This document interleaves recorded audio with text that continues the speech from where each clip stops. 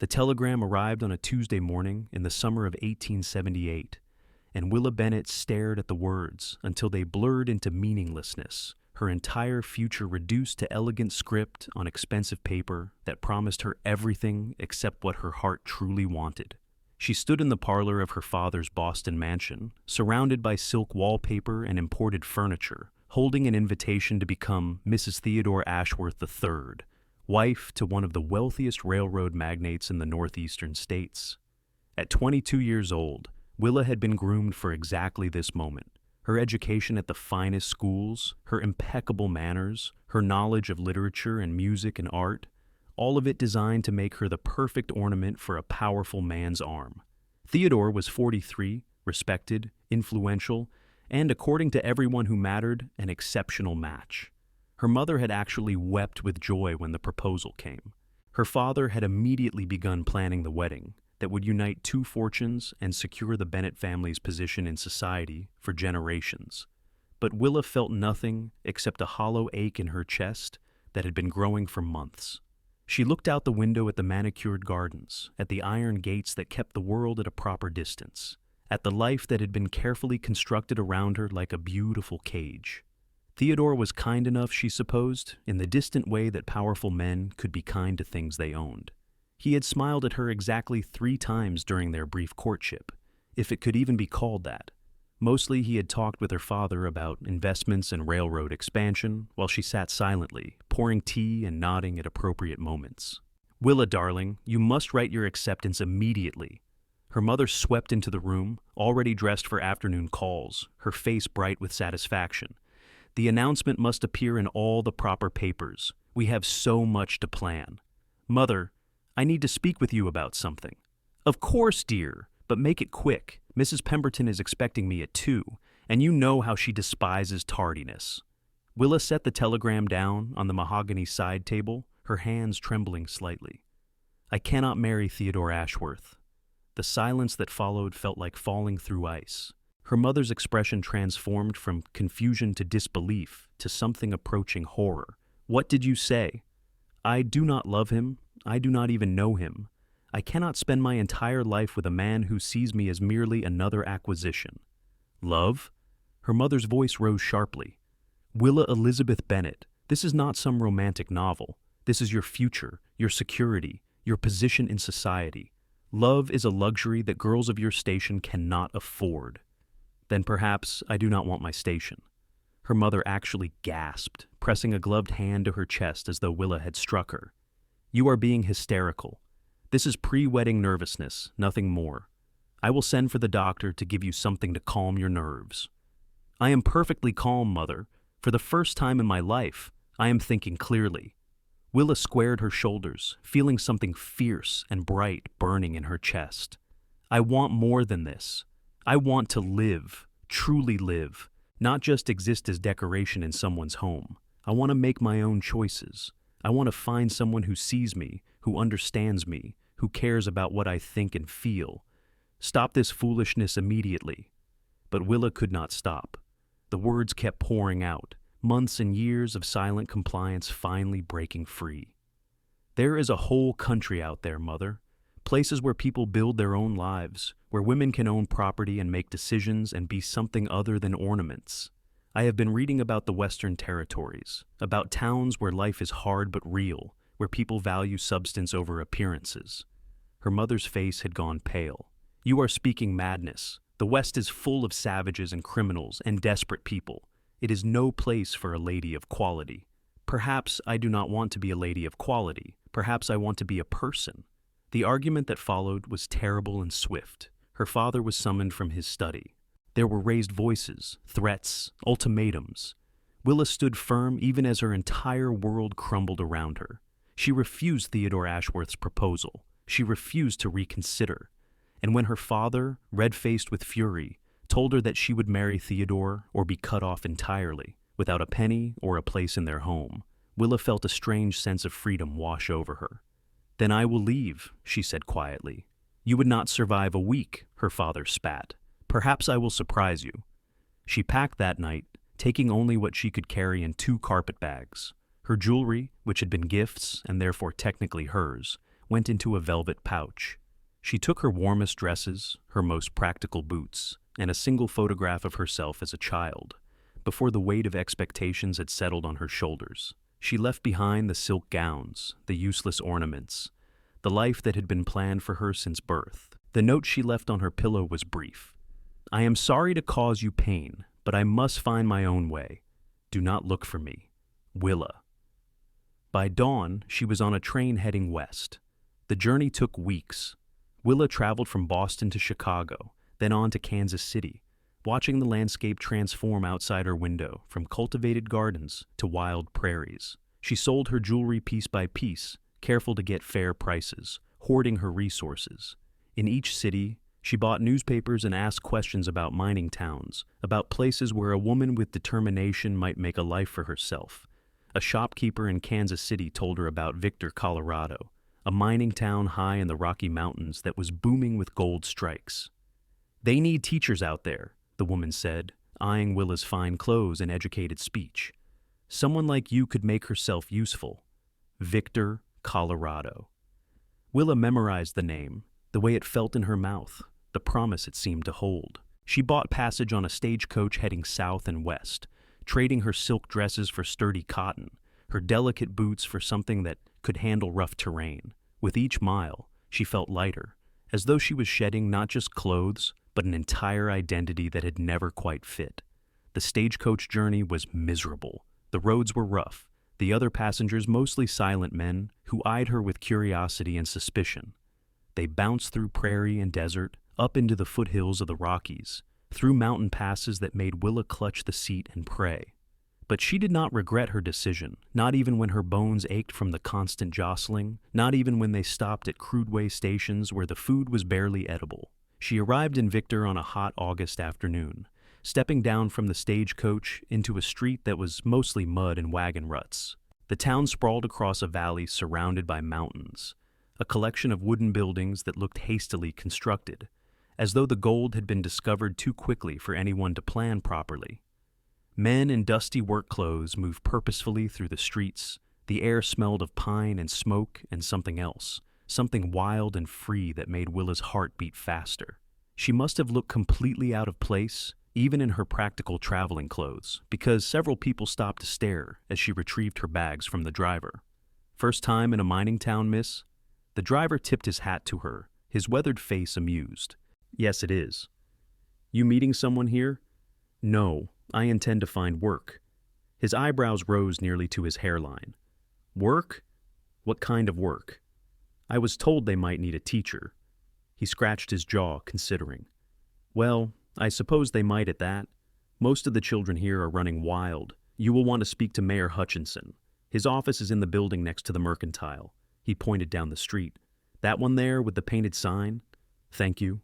Willa picked up her bags, feeling the weight of them, the reality of her situation settling over her like a cloak. She had perhaps enough money left for 2 weeks of lodging if she was careful. After that, she would need income. The confidence that had carried her across the country wavered slightly as she looked at the rough streets, the hard-eyed men, the absolute foreignness of everything around her. But she had not come this far to turn back now. The mayor's office was cramped and cluttered, papers everywhere, a map of mining claims covering one entire wall. Mayor Hutchinson was a barrel-chested man in his 50s with shrewd eyes and the perpetually distracted air of someone juggling too many responsibilities. "A teacher?" He leaned back in his chair, studying Willa with interest. "Where are you from, Miss Bennett?" "Boston." "Boston." He said it like he was tasting something exotic. "And what brings a Boston lady to Victor, Colorado?" Willa had prepared several lies for this question, acceptable stories about family circumstances or adventurous spirits. But looking at the mayor's intelligent face, she found herself telling something closer to the truth. "I wanted to build my own life, not live the one that was planned for me." He nodded slowly, as though this made perfect sense. "Well, we have got about 40 children in this town who need educating, and exactly 0 teachers. Most of the mothers try their best, but everyone is working too hard just to survive. Can you actually teach, or do you just have fancy schooling?" "I have had excellent education in literature, mathematics, history, geography, and music. I can teach reading and writing to any level. and I believe I can maintain discipline. The discipline might be the hardest part. These are rough children, Miss Bennett. Many of them have never sat still in a classroom in their lives. Then it will be a learning experience for all of us." A smile flickered across his face. "I like your attitude. The town can pay you $30 a month, and we will provide a small cabin for your housing. You will need to supply your own meals, but there is a decent boarding house that serves dinners. Think you can manage on that?" $30 was less than Willa had spent on gloves in Boston, but it was enough to survive, and it was hers, earned by her own efforts. "Yes, I can manage." "Then welcome to Victor, Miss Bennett. School starts Monday morning. I will show you the schoolhouse and your cabin now, if you are not too tired from your journey." The schoolhouse was a single room with rough wooden benches, a pot-bellied stove, and a slate board nailed to one wall. The cabin that would be Willa's home was even simpler, just one room with a bed, a table, 2 chairs, and a small stove. But the cabin had windows that looked out at the mountains, and when Willa opened them, fresh air poured in, carrying the scent of pine and possibility. "It is not fancy," Mayor Hutchinson said, watching her face. "It is perfect," Willa said, and meant it. That first week in Victor was the hardest of Willa's life. She had thought herself prepared for rough living, but nothing had truly prepared her for the reality of frontier existence. She had to learn to cook on a temperamental wood stove, to haul her own water from the community pump, to live without servants or gaslight or any of the small luxuries she had taken for granted. Her hands, which had only ever held books and teacups, developed blisters from carrying firewood. Her back ached from sleeping on the thin mattress. The food at the boarding house was heavy and plain, nothing like the elaborate meals she was accustomed to, but she also felt more alive than she ever had in Boston. On Monday morning, 42 children ranging in age from 5 to 14 crowded into the schoolhouse, most of them dragged there by mothers desperate for a few hours of peace. They were loud, dirty, skeptical, and absolutely certain that no fancy Eastern lady could tell them what to do. Willa stood at the front of the room, her heart pounding, and met their challenging stares with calm determination. "Good morning.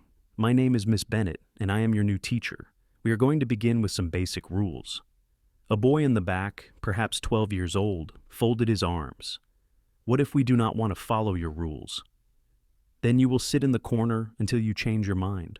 "What is your name?" "Jack." "Well, Jack, I am hoping we can be allies rather than adversaries. I think you will find that learning can actually be interesting if you give it a chance." He snorted, but did not argue further. The first day was chaos. The second day was slightly better. By the end of the first week, Willa had established that she would not be bullied or dismissed, that she could be both kind and firm, and that she genuinely cared whether they learned anything. The children began slowly to settle down and pay attention. Willa discovered that teaching was exhausting and challenging and utterly fulfilling in ways her Boston life had never been. These children needed her. They were hungry for knowledge, even when they pretended otherwise. And when she saw a student's face light up with understanding, when a child who had struggled with reading finally sounded out a complete sentence, she felt a sense of purpose that no amount of wealth could have provided. The town slowly accepted her as well. The mothers were grateful for the respite and the education. The fathers tipped their hats when they passed her on the street. The shopkeepers learned her name and her preferences. Willa was becoming part of the community in a way she had never been part of Boston society. There, she had been a decoration. Here, she was a contributor. It was on a Saturday afternoon in late September, nearly a month after her arrival, that Willa first saw Declan Hayes. She had finished her shopping at the Mercantile and was walking back to her cabin, her arms full of parcels, when a commotion erupted near the livery stable. A horse had broken free from its handler and was bucking wildly in the street, scattering people in all directions. The animal was clearly terrified, eyes rolling white, hooves flashing dangerously close to several men who were trying to corner it. Willa stopped, pressing herself against the storefront to stay out of the way, her heart in her throat as she watched the panicked animal. Someone was going to get hurt if they could not calm the horse down. Then a man stepped into the street, moving with unhurried confidence. He was tall and lean, wearing work-worn clothes and a battered hat that shadowed his face. Instead of chasing the horse or trying to grab its trailing reins, he simply stood still, murmuring words too soft for Willa to hear. The horse continued bucking for several moments, but the man did not flinch or move away. He just stood there, patient and calm, his voice a steady rumble. Gradually, impossibly, the horse began to settle. Its bucking slowed, then stopped. It stood trembling in the middle of the street, sides heaving, but no longer trying to run or fight. The man took a slow step forward, still talking, his hand extended. The horse's ears flicked toward him. Another step. The animal did not bolt. When the man was close enough, he reached out and gently took the dangling reins.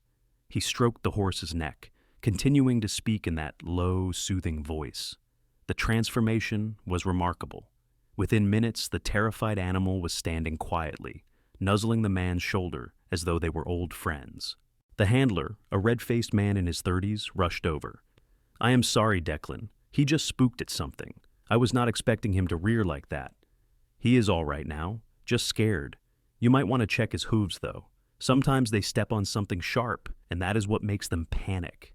The voice matched the man's demeanor perfectly, deep and calm, with a hint of Western drawl that was nothing like the clipped Boston accents Willa had grown up hearing. The handler led the now docile horse away, and the man who had calmed it turned to leave, finally giving Willa a clear view of his face. He was probably in his late 20s, with sun-darkened skin and features that spoke of a life spent mostly outdoors. His eyes were an unusual shade of gray-green, striking against his tanned face.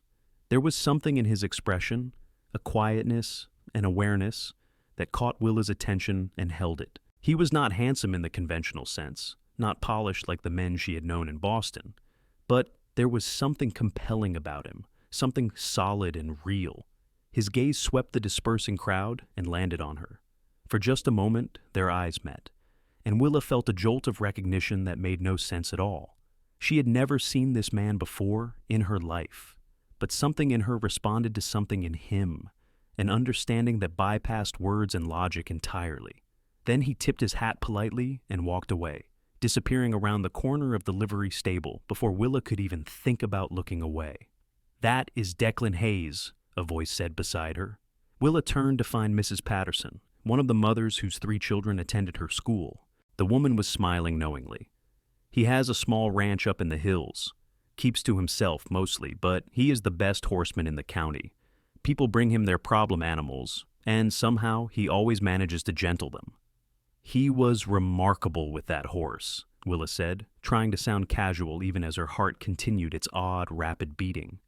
"Declan is remarkable with most things, from what I hear. Quiet man, though. Comes to town for supplies, but does not socialize much. Some folks think he's standoffish, but I think he just prefers his own company to crowds." Mrs. Patterson shifted her basket to her other arm. "He lost his family a few years back, parents and a younger sister, all in one winter. Cholera. I think it changed him, made him more solitary." "That is terrible," Willa said softly, her heart aching for this man she did not even know. "It was, but he survived it, built himself a life anyway. There is strength in that." Mrs. Patterson studied Willa's face with interest. "He is a good man, Miss Bennett, honest and hard-working. The kind of man a woman could depend on, if you understand my meaning." Willa felt her cheeks warm. "I am sure I do not know what you mean." Mrs. Patterson laughed. "Of course you do not. Well, I must be getting home. My husband will be wondering where his dinner is. I will see you Monday morning, Miss Bennett." Willa continued home, but her mind kept circling back to those gray-green eyes, that calm voice, the way Declan Hayes had handled a terrified animal with such patient gentleness. She told herself firmly that she had not come to Colorado to chase after men. She had come to build her own life, to discover who she was outside the expectations of society. Romance was the last thing she needed. But that night, as she lay in her narrow bed listening to the wind move through the pines, she found herself wondering what it would be like to be understood by someone like that. Someone who seemed to see beneath surfaces to the truth underneath. The next time she saw Declan Hayes was 2 weeks later, on a Sunday afternoon when she had hiked up into the hills above town to enjoy the autumn colors. The aspen trees were turning gold, and the air was crisp with the promise of coming winter. Willa had grown to love these solitary walks, the way the mountains made her feel small, but also part of something vast and enduring. She was sitting on a flat rock, eating an apple, and watching the way sunlight moved across the valley below when she heard the sound of approaching hoofbeats. A moment later, Declan Hayes rode into view on a sturdy bay horse, leading a pack mule loaded with supplies. He spotted her immediately and reined in his horse, looking surprised to find anyone this far from town. "Miss Bennett," he touched the brim of his hat. "You are a long way from the schoolhouse." "I enjoy walking," Willa said, standing and brushing off her skirt. "The views up here are spectacular." "They are?" He dismounted with easy grace, looping his horse's reins around a low tree branch. "But you should be careful wandering too far alone. These mountains can be dangerous if you do not know them well. Weather changes fast, and there are bears and mountain lions." "I did not realize. Thank you for the warning." He nodded, studying her with those perceptive eyes. "You are the new teacher from Boston. The children seem to actually be learning something this year." "You have heard about my teaching?" "Small town. People talk. Mostly they are impressed that you have not run away yet." A smile tugged at Willa's lips. "Did they expect me to?" "Some did. Not many Eastern ladies last long out here. Too rough, too different from what they are used to." He paused. "But I heard you gave up a lot to come here, that you chose this life deliberately. How did you hear that?" "Like I said, people talk. Mrs. Patterson mentioned that you turned down a wealthy marriage to come west. That takes courage." Willa found herself relaxing in his presence, the conversation flowing more naturally than it had with anyone since she arrived in Victor. It did not feel like courage. It felt like necessity. "I was suffocating in Boston, living a life that was not really mine. I needed to find out who I could be if I was allowed to make my own choices." Declan was quiet for a moment, his gaze thoughtful. "And have you figured that out yet?" "I am working on it. Teaching helps. I feel useful here, needed. That is something I never felt in Boston." "I understand that." He glanced out at the mountains, his expression distant. "Sometimes you have to lose everything to figure out what actually matters." Willa remembered what Mrs. Patterson had said about his family. "I heard about your loss. I am very sorry. It was a long time ago." But his voice held old grief, carefully controlled. "It taught me that life is too short to waste on things that do not matter, on people who do not see you for who you really are." "Yes," Willa said quietly. "Exactly that." Their eyes met again, and this time the connection was even stronger, a recognition of kindred spirits who had both walked away from one life in search of something more authentic. Willa felt her breath catch, felt something shift in her chest, like a door opening that she had not realized was locked. Declan cleared his throat, looking away first. "I should let you get back to your walk, but be careful, Miss Bennett, and maybe do not go too much farther from town, at least until you know the area better." "I will be careful. Thank you." He tipped his hat again and remounted his horse, but before he rode away, he looked back at her one more time. "If you ever need anything, my ranch is about 5 miles north of here, up the valley. Anyone in town can give you directions." "That is very kind." Just being neighborly. But the look in his eyes suggested it might be more than that, and as Willa watched him ride away, she felt a flutter of something that might have been hope or fear or excitement. Perhaps all three. Over the following weeks, Willa found herself thinking about Declan Hayes more than was probably wise. She told herself it was simple curiosity, that he was interesting because he was so different from the men she had known in Boston. But she knew, in her heart, that it was more than that. There was something about him that called to her, some quality of quiet strength and genuine understanding that she had been searching for without even knowing it. She saw him in town occasionally, always from a distance. He would nod to her politely if their paths crossed, but he never stopped to talk again. Willa wondered if she had imagined the connection between them, if it had been nothing more than a lonely woman's fantasy. Then, in late October, one of her students, a bright 10-year-old girl named Sarah, stopped coming to school. After 3 days of absence, Willa asked the other children if Sarah was ill. "Her pa's horse went lame," one of the boys explained. "They live way out past the Hendricks place, and without a horse, Sarah cannot make it to school. Her pa said she will have to wait until he can afford to fix the horse, or get a new one." Willa felt a pang of frustration. Sarah was one of her best students, hungry for learning in a way that was beautiful to witness. Losing weeks or months of schooling because of a lame horse seemed terribly unfair. That evening, Willa made a decision that she knew was perhaps not entirely about Sarah's education. She asked for directions to Declan Hayes' ranch. The next day was Saturday, which meant no school.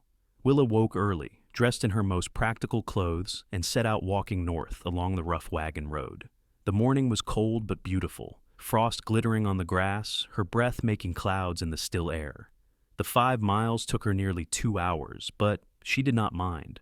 The physical exertion helped calm her nerves about what she was planning to do. The Hayes Ranch was tucked into a small valley between 2 pine-covered ridges. It was not large, just a sturdy cabin, a barn, and several corrals where horses grazed peacefully. The setting was breathtakingly beautiful, isolated but not lonely, wild but also somehow welcoming. Willa walked up the dirt path to the cabin, her heart pounding harder than the hike warranted. Before she could knock, the door opened and Declan stood there, clearly surprised to see her. "Miss Bennett, is something wrong?" "No, nothing is wrong. I apologize for arriving unannounced. I wanted to ask you something." "Of course. Please come in." The interior of the cabin was neat and simple, furnished with handmade furniture that showed skill and care. A fire burned in the stone fireplace, and the smell of coffee filled the air. It was so different from her father's mansion, yet somehow far more inviting. "Can I offer you coffee? You must be cold after that walk." "Coffee would be lovely, thank you."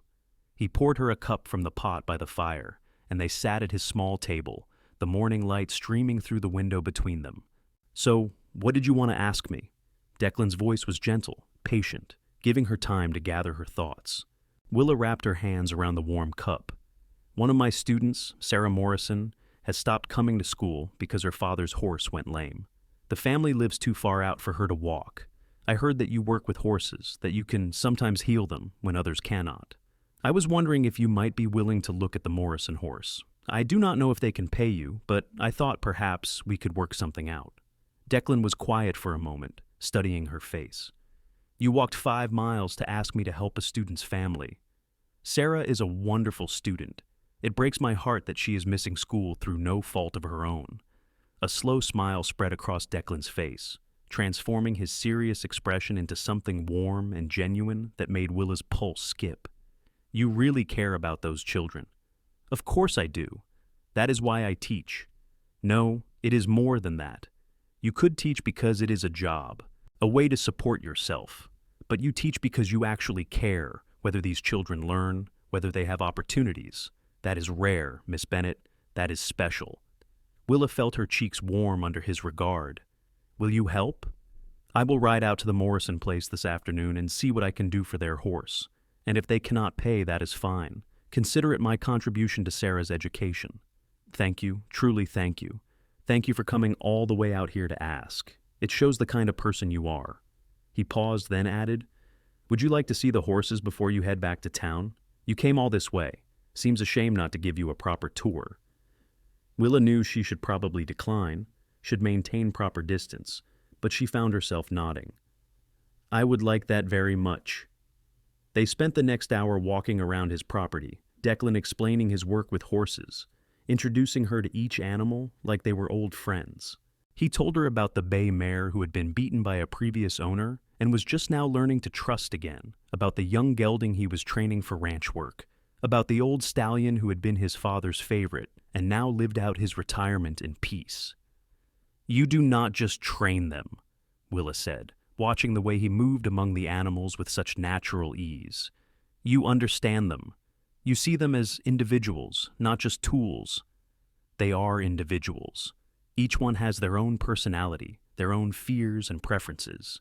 If you do not respect that, if you just try to force them into submission, you will break their spirit, and a broken horse is not worth having." He looked at her meaningfully. "I think the same is true of people." "Yes," Willa said softly. "I think you are right." They stood together by the fence, watching the horses graze, and Willa felt something settling in her chest, a sense of rightness that was both thrilling and terrifying.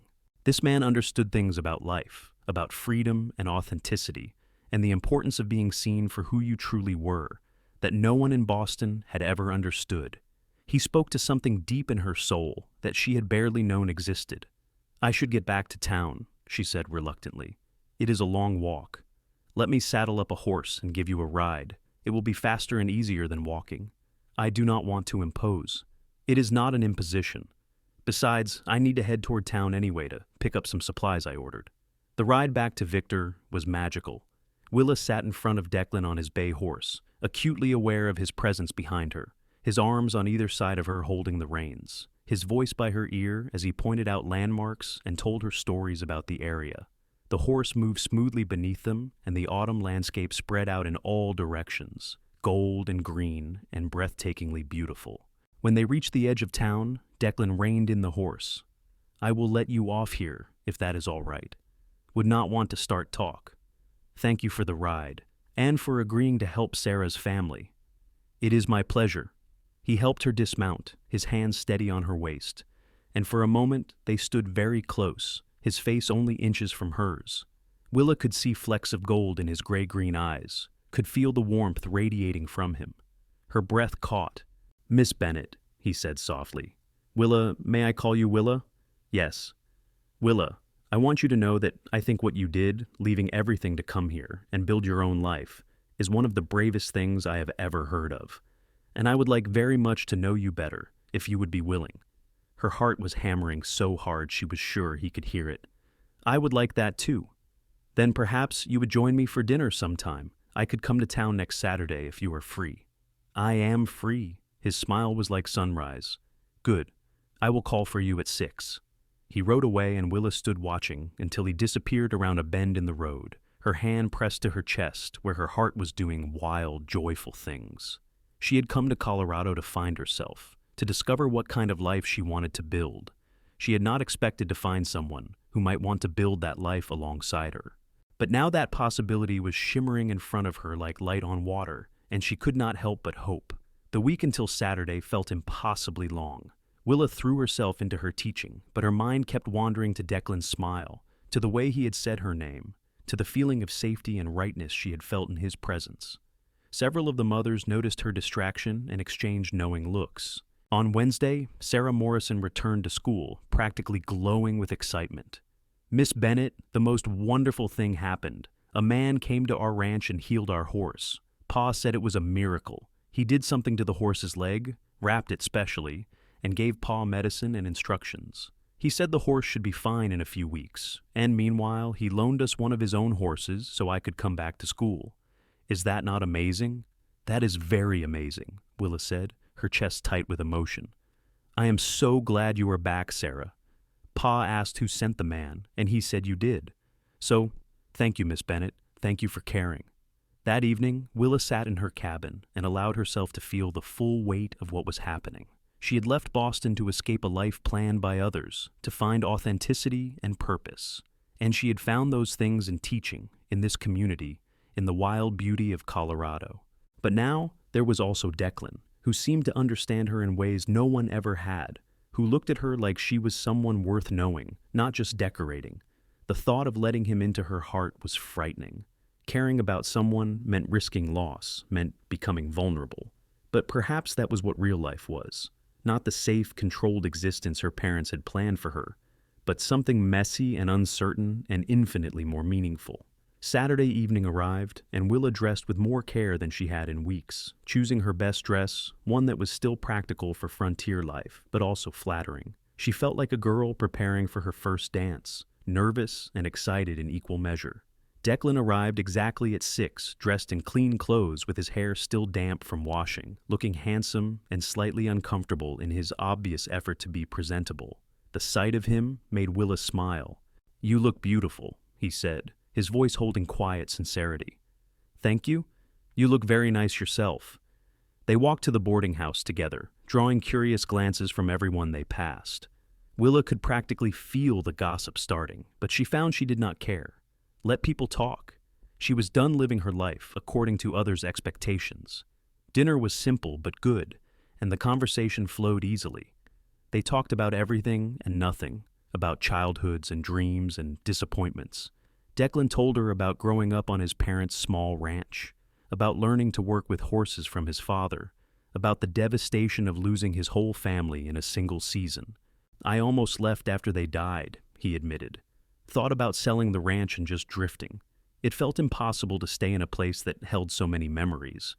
But then I realized that running away would not change anything. The grief would follow me. So I stayed, and I found a way to keep living, to honor them by building something good with what they left me. That must have taken incredible strength, Willa said. Some days it did, other days it just took stubbornness.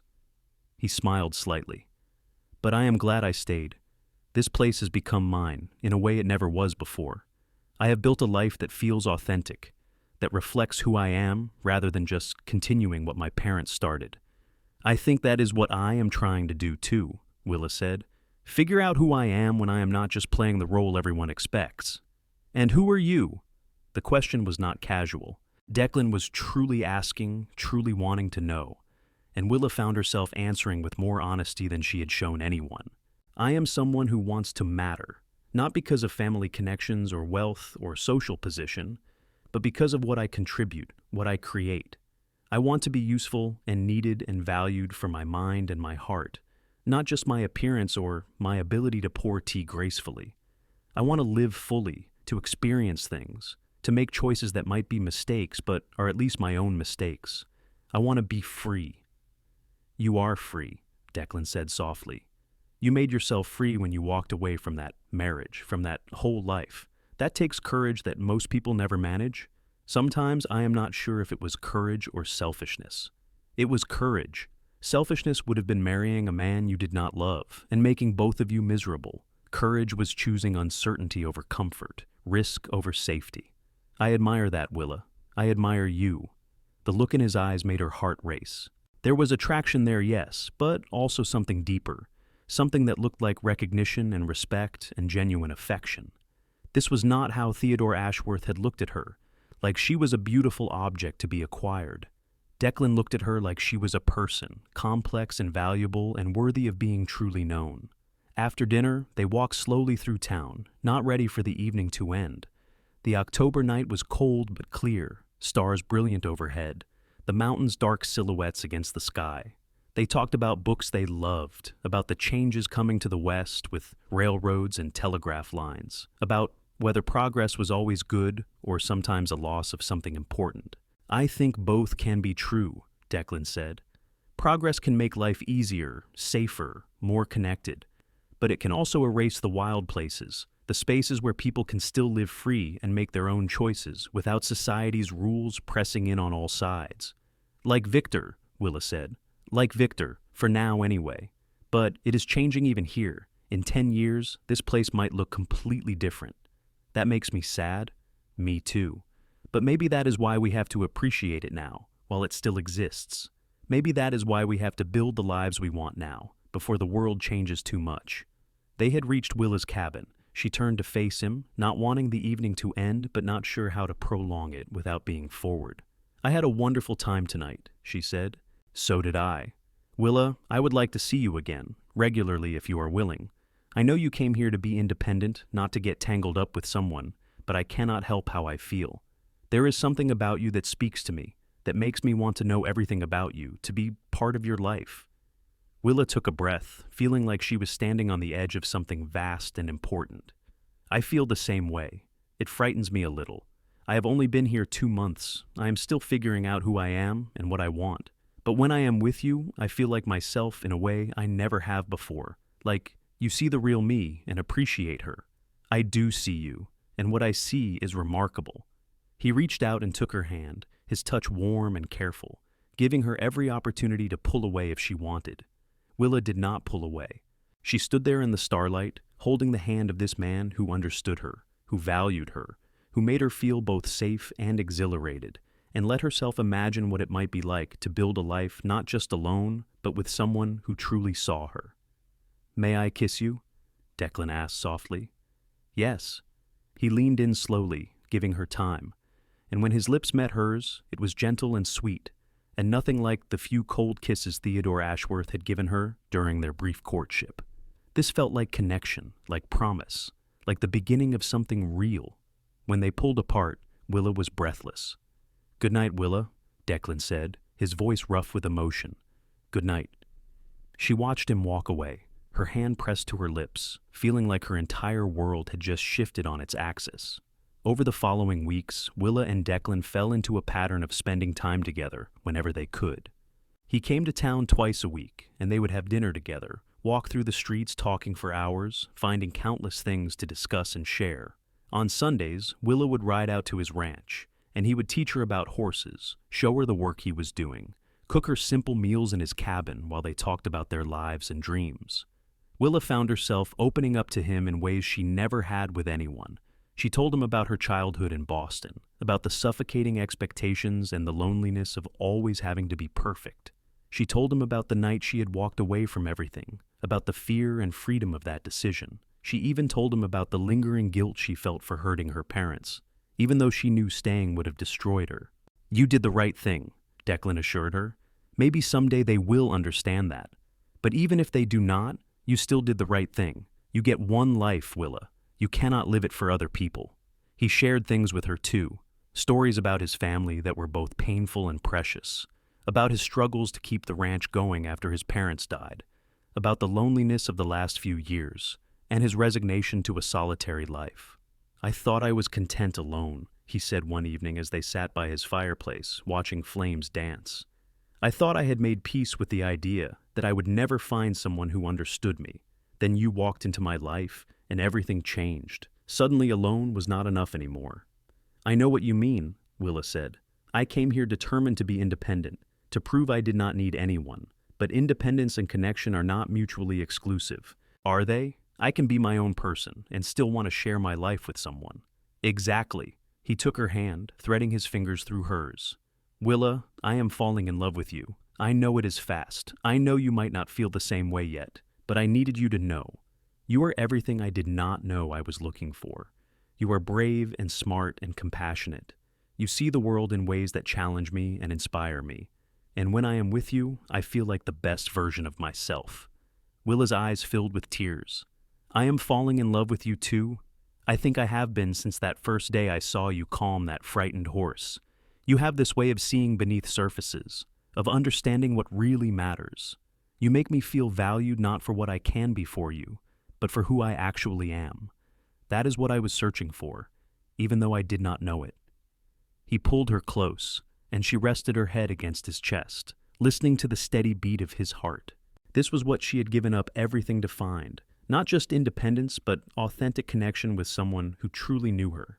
As winter settled over Victor, Willa and Declan's relationship deepened. The town had fully accepted them as a couple, and the children in Willa's school had started referring to Declan as Miss Bennett's sweetheart, with the casual acceptance of children who see love as natural and unremarkable. Mrs. Patterson and the other mothers were delighted, openly discussing when they thought Declan might propose. But, proposal or not, Willa was happy.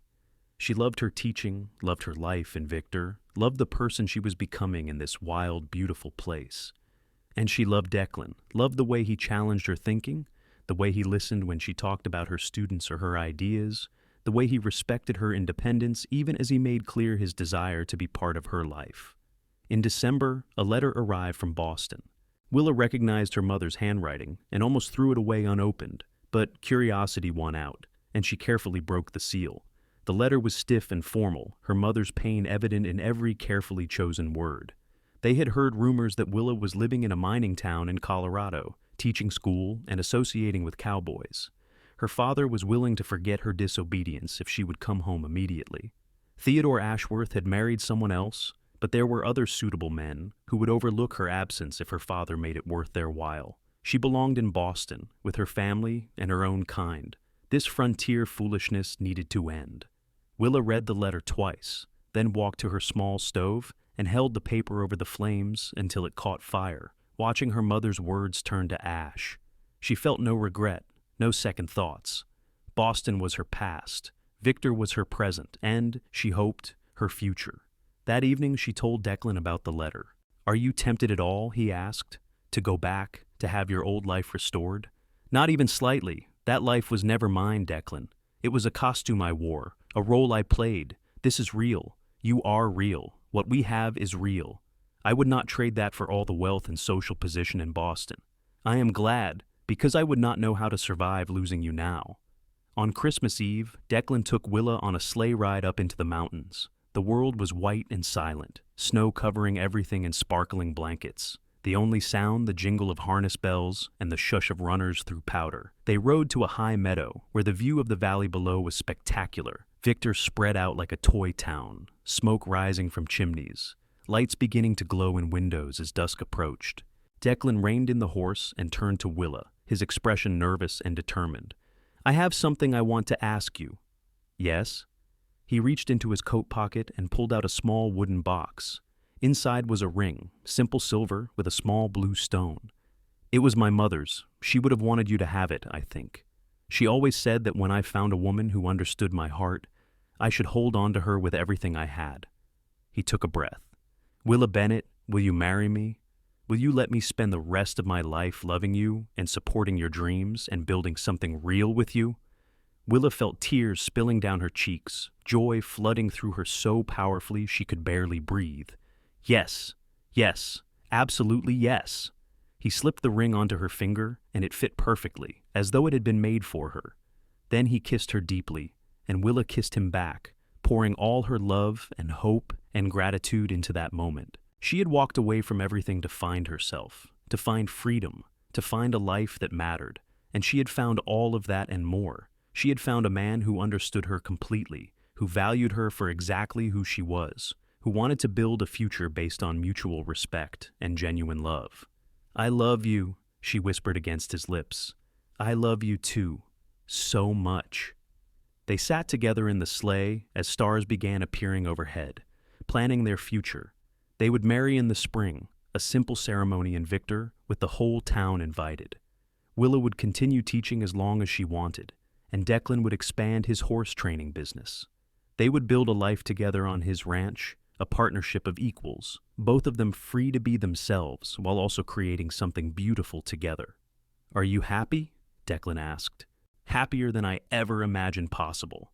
"Good, because I intend to spend every day of the rest of our lives making sure you stay that way."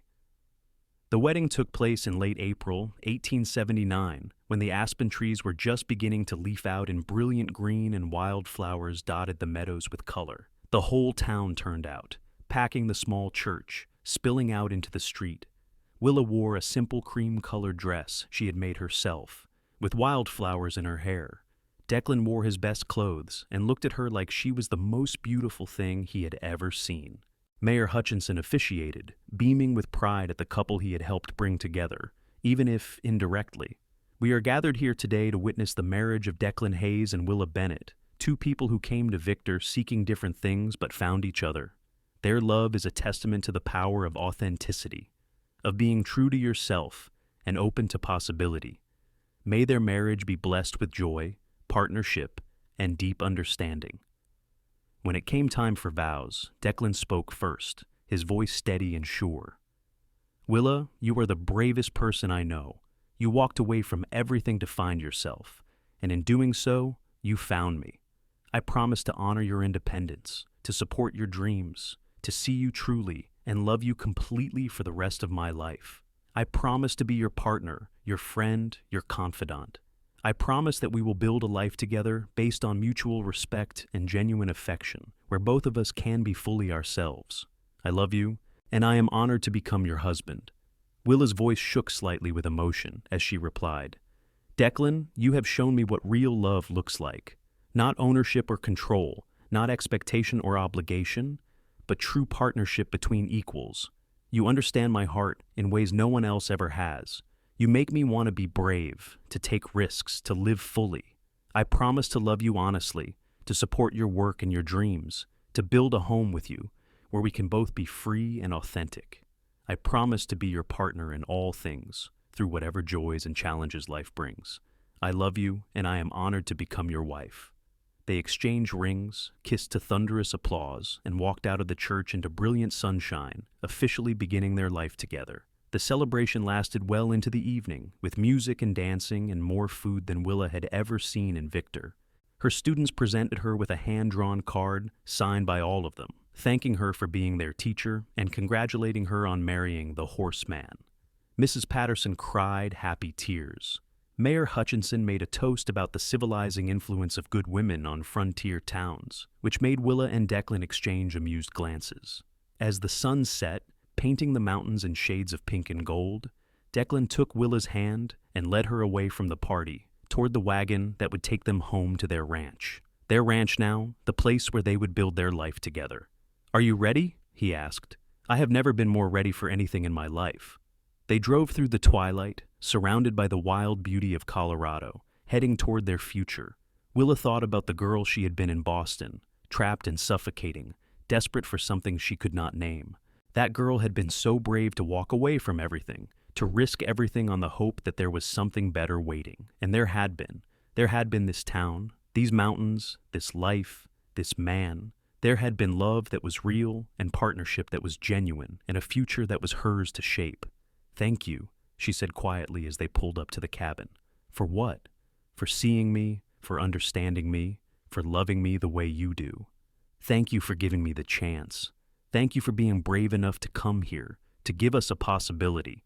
He helped her down from the wagon, and they stood together looking at their home, the life they would build within these walls and across these acres. Tomorrow, Willa would return to teaching, and Declan would return to his horses, and they would begin the daily work of marriage, of partnership, of creating something lasting. But tonight was just for them, for celebrating the love they had found and the promises they had made. The months that followed were filled with work and joy and the small adjustments of learning to share a life. Willa continued teaching through the spring, but she and Declan had decided that she would take the following school year off. She was pregnant, a development that thrilled and terrified them both in equal measure. The baby was due in early winter, and Willa wanted time to prepare, to read everything she could about motherhood, to set up a nursery in the small second bedroom of their cabin. "Are you disappointed to step back from teaching?" Declan asked one evening as they sat together on their porch watching the sunset. "A little," Willa admitted. "I love those children, and I will miss being in the classroom every day. But this feels right too. I can always go back to teaching later, when the baby is older. Right now, I want to focus on our family, on this new adventure we are starting. It is going to be quite an adventure." He placed his hand gently on her rounded belly, feeling the baby kick. "A whole new person who is part both of us. I still can hardly believe it. Neither can I.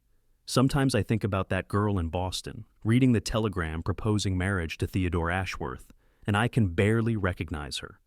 That life seems like it happened to someone else entirely. Do you ever regret your choice?" "Never. Not for a single moment. Coming here was the best decision I ever made. Finding you was the greatest gift of my life. Finding you was the greatest gift of my life, too." Their daughter was born in December 1879, during a snowstorm that blanketed the world in white silence. The birth was long and difficult, attended by the town doctor and Mrs. Patterson, who had delivered half the children in Victor. Declan paced outside for hours, his anxiety palpable, until finally he heard the thin, furious wail of a newborn. Mrs. Patterson opened the door, beaming. "You have a daughter, Declan. A healthy, beautiful daughter. And Willa did wonderfully. She is tired but fine." Declan rushed into the room to find Willa exhausted but radiant, cradling a tiny red-faced infant with a shock of dark hair. "Look," Willa whispered. "Look what we made."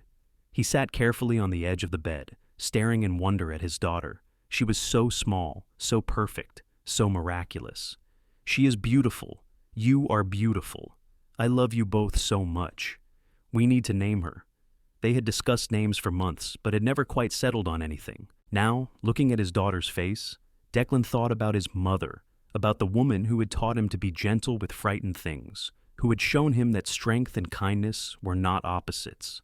"What about Margaret, after my mother? We could call her Maggie." Tears filled Willa's eyes. "Margaret, Maggie, that is perfect. Your mother would have loved her. She would have loved you too. You would have been great friends, I think." Maggie was a good baby, curious and alert, with her father's gray-green eyes and her mother's determined spirit. Willa discovered that motherhood was simultaneously harder and more rewarding than she had imagined. The sleepless nights, the constant demands, the worry that was now a permanent fixture in her heart, all of it was exhausting.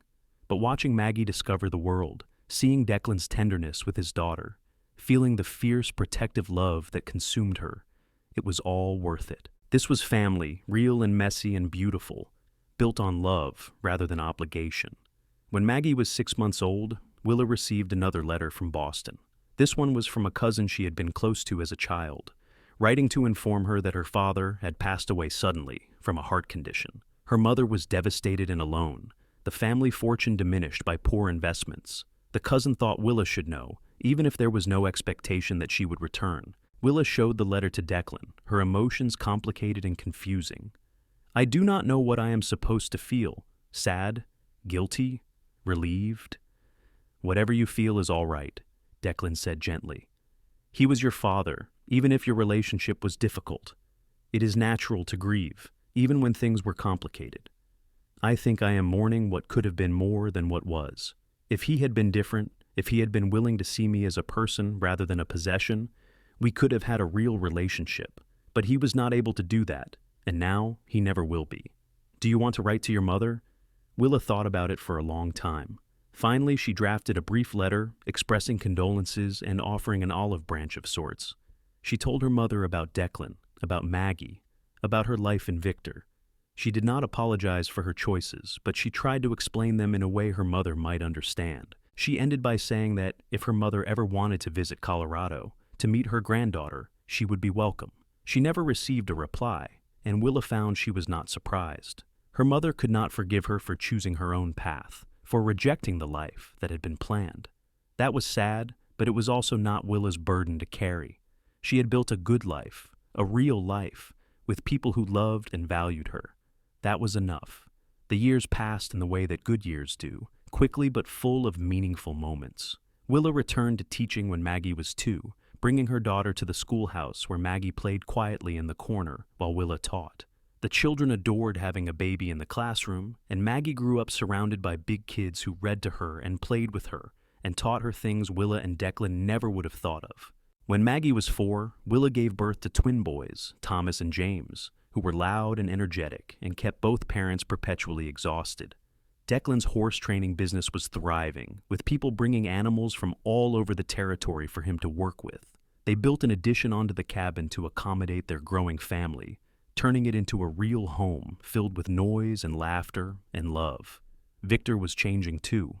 The mines were producing steadily, and the town was becoming more established, less rough around the edges. A railroad spur was being planned that would connect them to the main line, promising to bring more trade and more people. Some of the old-timers grumbled about progress ruining everything, but most folks welcomed the increased opportunity. On their 5th wedding anniversary, Declan and Willa took an evening to themselves, leaving the children with Mrs. Patterson and riding up into the mountains to the meadow where he had proposed. It was late spring again, the world green and alive, wildflowers carpeting the ground in brilliant colors. "Do you remember our wedding day?" Declan asked as they sat together on a blanket, watching the sunset paint the sky. Every detail. You could not stop smiling. Mayor Hutchinson cried during the ceremony, though he tried to hide it. The children threw flower petals that Sarah Morrison had collected. Mrs. Patterson made a cake that was slightly lopsided but delicious. "Best day of my life," Declan said. "Well, tied with the day Maggie was born, and the day the twins were born, I seem to have a lot of best days now." "Me too." Willa leaned against him, utterly content. "I have been thinking about something lately, about how different my life could have been." "Different how?" "If I had married Theodore Ashworth, I would have had wealth and position and security. I would have lived in a mansion with servants and every material comfort. I would have been invited to the best parties, worn the finest clothes, been envied by other women. I could have had everything that society values." Do you wish you had chosen that path? Not even for a moment. Because none of that would have been real. None of it would have been mine, not really. I would have been playing a role, living someone else's idea of what my life should be. Here, I have something far more valuable. I have authenticity. I have purpose. I have love that is genuine and partnership that is real. I have children who are truly mine, not just heirs to continue a family name. I have work that matters and a community that needs me. I have you, and you understand my heart completely. That is worth more than all the mansions in Boston. Declan pulled her close, kissing the top of her head. I think about that sometimes too, about how lucky I am that you were brave enough to walk away from everything. If you had made the safe choice, the expected choice, we never would have met. I would still be alone up here, resigned to a solitary life. Instead, I have a partner who challenges me and inspires me. I have children who make every day an adventure. I have a real family built on love rather than just shared blood. You gave me that, Willa. Your courage gave us all of this. We gave it to each other. You were the one who saw me, who understood what I was searching for even when I could not articulate it. You valued me for who I was, not what I could be to you. That was what I needed, what I did not even know existed. They sat in comfortable silence as stars began appearing overhead, the same stars that had witnessed their courtship, their wedding, the building of their life together. Willa thought about the journey that had brought her here, from that stifling parlor in Boston to this mountain meadow in Colorado. Every step had been worth it. Every risk, every moment of fear and uncertainty had led her to exactly where she needed to be. "Thank you," she said softly. "For what?" "For being the kind of man worth finding, for making all of it worthwhile. Thank you for being brave enough to look. Thank you for choosing love over comfort, authenticity over security. Thank you for choosing me. Always. I will always choose you." Years continued to unfold, each one bringing its own challenges and joys. The twins grew into boisterous boys who kept Willa and Declan constantly on their toes. Maggie, now 10 years old, had developed her mother's love of learning and her father's way with animals, spending hours in the barn helping care for the horses. She had announced her intention to become a veterinarian, which was an ambitious goal for a girl, but one that Willa and Declan encouraged wholeheartedly. They had not raised their daughter to accept limitations based on gender. Victor had grown substantially, the railroad connection bringing new businesses and residents. The schoolhouse had been expanded twice, and Willa now had an assistant teacher helping manage the increased number of students. She loved watching the town develop, seeing the rough mining camp transforming into a real community, with churches and shops and families putting down roots. On a warm July evening in 1889, 10 years after their wedding, Willa and Declan sat on their porch watching their children play in the yard. Maggie was teaching the twins to rope a fence post, demonstrating the technique with patient precision. The boys were trying hard but mostly just tangling themselves in the rope, their laughter echoing across the valley. "They are good kids," Declan said, pride evident in his voice. "They are. We are very lucky." "I was thinking," Declan said carefully, "about maybe expanding the ranch, taking on a couple of hired hands so I could train more horses, breed some quality stock. It would mean more income, which would help with saving for the children's futures. Maggie is going to need money for her education if she is serious about becoming a veterinarian. I think that is a wonderful idea. And I've been thinking about something too. Victor needs a library. We have grown enough that we should have a real collection of books available to everyone, not just the few volumes people own privately. I was thinking about organizing a fundraiser, maybe getting donations from some of the more successful mine owners. It could be my project, something I work on alongside my teaching." "A library," Declan said thoughtfully. "That is perfect for you. You could shape it, decide what books to include, make it a resource for the whole community." "Exactly. I want our children, and all the children in Victor, to have access to ideas and stories and knowledge. Books were my escape when I was young, my window into other possibilities. I want to give that to others. Then let's do it. Let's build these things, expand our lives, give our children every opportunity." They talked late into the evening, planning and dreaming, still partners in every sense of the word. Their love had only deepened over the years, growing richer as they faced challenges together, celebrated victories together, built a life that reflected both their values and their dreams. The library project became Willa's passion. She spent months organizing fundraisers, writing letters to potential donors, collecting books from anyone willing to contribute. The community rallied around the idea, recognizing the value of having a central repository of knowledge. By the spring of 1890, they had raised enough money to convert an unused building near the schoolhouse into a proper library, with shelves built by local carpenters and a collection of over 300 books. The opening day was a town celebration. Mayor Hutchinson gave a speech about the importance of education and progress. Willa, her heart full to overflowing, spoke about the power of books to transform lives, to open minds, to create possibilities. She told them, without being too specific, about how books had saved her when she was young, how they had shown her that there were other ways to live, other paths to follow. She hoped this library would do the same for children in Victor, would give them windows into worlds beyond this mining town. while also giving them tools to build better lives right here. This library is dedicated to the idea that everyone deserves access to knowledge, she concluded. That learning is not just for the wealthy or privileged, but for anyone with curiosity and determination. May it serve this community for generations to come. The applause was thunderous. Declan stood in the back, holding Thomas and James, with Maggie beside him, all of them beaming with pride. After the ceremony, he made his way through the crowd to her side.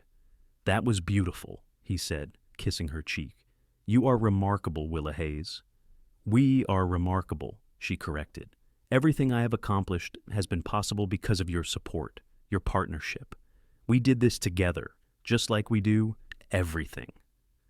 As 1890 turned into 1891 and beyond, the Hayes family continued to thrive. Declan's expanded horse operation became known throughout Colorado and beyond, with people traveling significant distances to buy his trained horses or bring difficult animals for him to rehabilitate.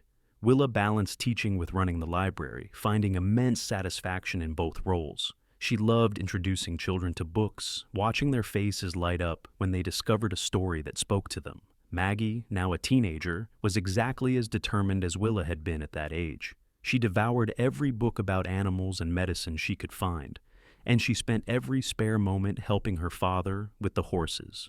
When she was 16, she announced that she had been corresponding with a veterinary college in Fort Collins that was willing to consider female applicants. It would be expensive and challenging, but she was determined to go. "I am so proud of you," Willa told her daughter. "You know what you want, and you are willing to work for it. That is the most important thing. I learned that from you, Mama. You walked away from everything to build the life you wanted. You taught me that women do not have to accept limitations, that we can make our own choices and forge our own paths. I am just following your example." Willa felt tears prick her eyes.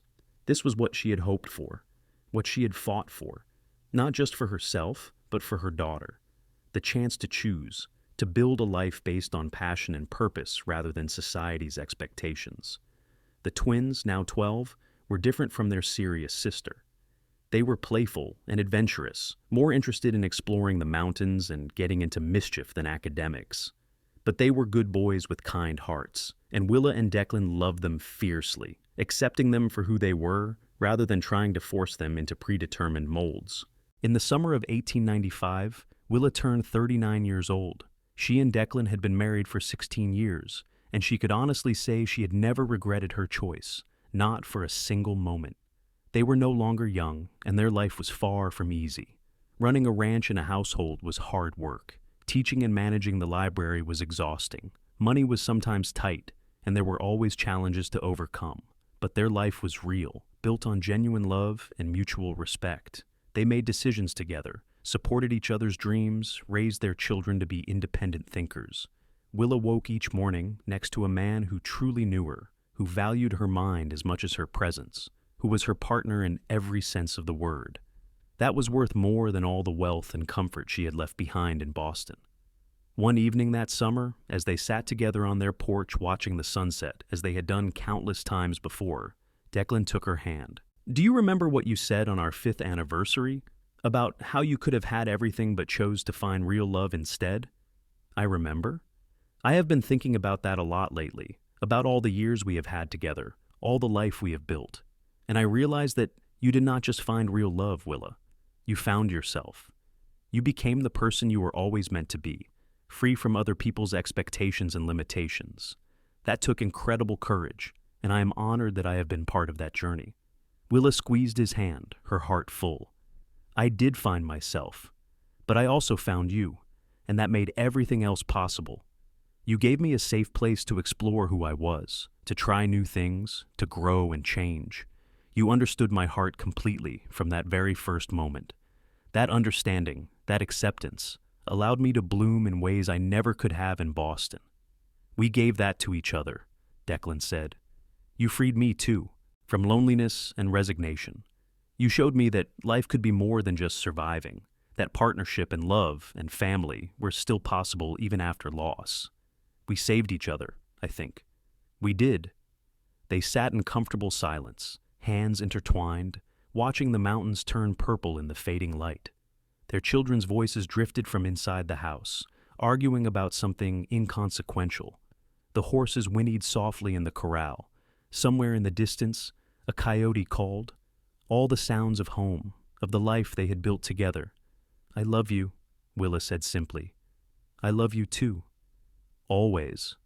The years continued their steady march.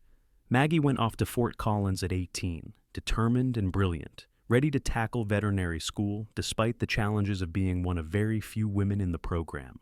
She wrote home regularly, full of excitement about what she was learning, about the professors who were willing to teach her, about her dreams of returning to Victor someday to open a practice that would serve the ranchers and horse trainers throughout the region. The twins, now teenagers, were showing signs of wanting to take over their father's ranch someday, to expand it further, to build something that would support their own families when the time came.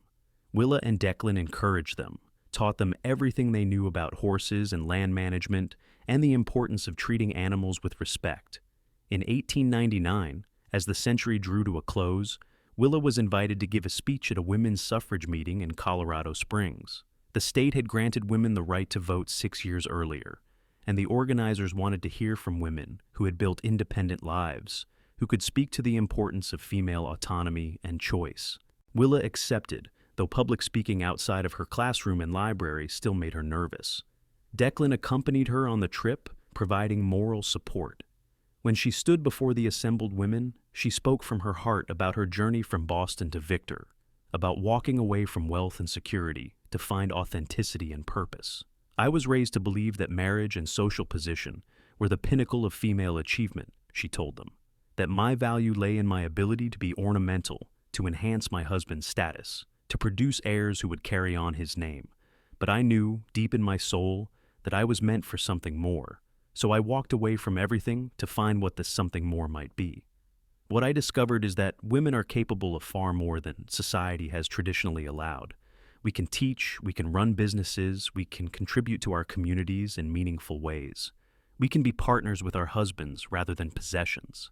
We can raise children to think independently and pursue their own dreams.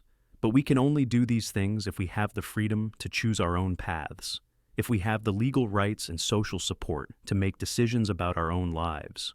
The right to vote is crucial because it gives us a voice in shaping the society we live in. But it is only the beginning. We must continue fighting for the right to own property, to have custody of our children, to pursue education and careers, to be treated as full human beings rather than lesser versions of men. We must raise our daughters to believe they can do anything, and our sons to believe women are their equals. This is how we create lasting change. I was fortunate to find a man who understood this, who valued my independence and encouraged my ambitions. But not all women are so lucky. We need to create a world where women do not need a man's permission or support to live fully, where our choices are respected and our contributions are valued. That is the world I want for my daughter, for all our daughters. And I believe we can create it if we have the courage to keep fighting. The applause was deafening. Women stood, many with tears streaming down their faces, moved by her words and her story. After the speech, dozens of women approached Willa to shake her hand, to thank her for her courage, to tell her that her story had inspired them to pursue their own dreams. On the train ride back to Victor, Declan held her close. "You were magnificent," he said. "Your words are going to impact people, Willa. You are going to help change the world." "I hope so. I want Maggie's life to be easier than mine was. I want her to have more opportunities, fewer obstacles. Every bit of progress we make now creates a better future for the next generation. She is going to have an amazing life, thanks to you, thanks to us and the values we instilled in her." In the early months of 1900, as the new century began, Maggie graduated from veterinary school, one of the first women in Colorado to do so. She returned to Victor in triumph, immediately setting up a practice that served ranchers and farmers throughout the region. The Hayes family celebrated with a large party, inviting the entire town to honor Maggie's achievement. Willa stood watching her daughter, now a confident young woman of 21, accepting congratulations and already discussing cases with local ranchers. Pride swelled in her chest so powerfully she thought she might burst. This brilliant, determined, independent young woman was her daughter, raised to believe she could accomplish anything, supported in her ambitions, never told that her gender should limit her dreams. "We did good," Declan murmured in her ear. "We did very good."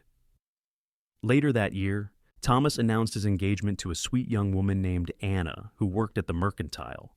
James, more adventurous, declared his intention to travel for a while before settling down, to see more of the country and figure out what he wanted to do with his life. Willa and Declan supported both choices, understanding that each child needed to find their own path. Thomas and Anna married in a simple ceremony that fall, and by the following spring, Willa and Declan were grandparents to a healthy baby boy they named Samuel. Holding her grandson for the first time, Willa thought about the long journey that had led to this moment. From that suffocating parlor in Boston to this ranch in Colorado. From rejected fiancé to wife, mother, teacher, librarian, and now grandmother. "Are you happy?" Declan asked, the same question he had asked her so many times over the years. "Happier than I ever dreamed possible," she answered, the same answer she always gave, and meant it more each time.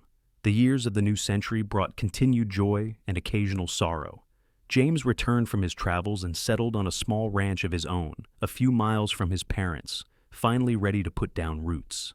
Maggie's practice thrived, and she became known throughout the region for her skill and dedication. She married in 1904, choosing a fellow veterinarian who respected her ambition and treated her as an equal partner.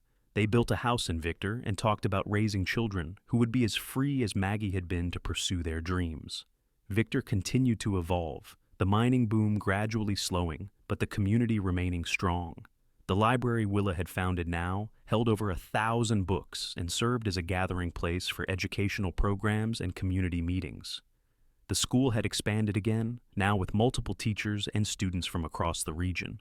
Willa had stepped back from daily teaching as she aged, but she still worked at the library several days a week, still loved recommending books to curious children, still believed in the transformative power of knowledge. On an autumn evening in 1910, Willa and Declan celebrated their 31st wedding anniversary.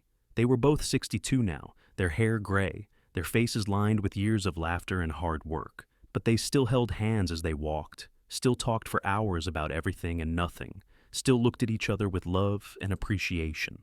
They rode up to their meadow one last time, the place where Declan had proposed all those decades ago.